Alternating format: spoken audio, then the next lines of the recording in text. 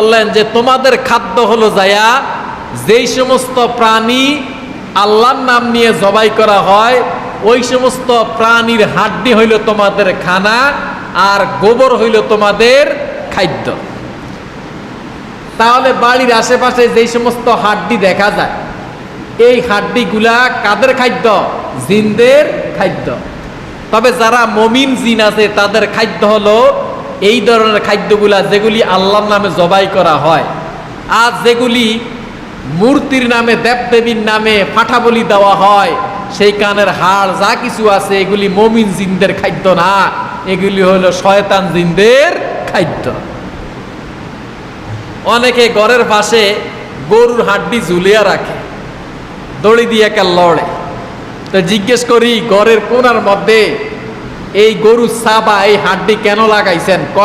এটা লাগাইলে আর ঘর জিন আইতো না। কি আইতো না? জিন আইতো না। এখন আপনার ঘরের কোনা যদি চিপস আর চকলেট ঝুলিয়ে রাখেন, বাচ্চারা নিচে দিয়া গেলে এটা দেখলে কি ভয়ে ফালাইব না দত্ত চাইব? অবশ্যই এটা দত্ত চাইব।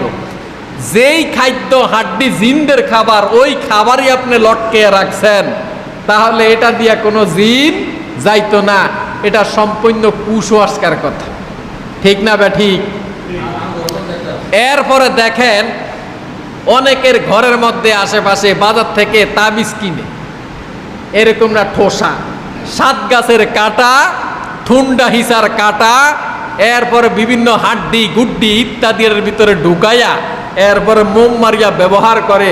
খোদার কসম এটা হইল শিরক, তাদের নামাজ রোজা কবুল হবে না। হাড্ডির কোনো ক্ষমতা নাই, এরপরে জাড়ুর শলার কোনো ক্ষমতা নাই, সাত গাছের কাটার কোনো ক্ষমতা নাই।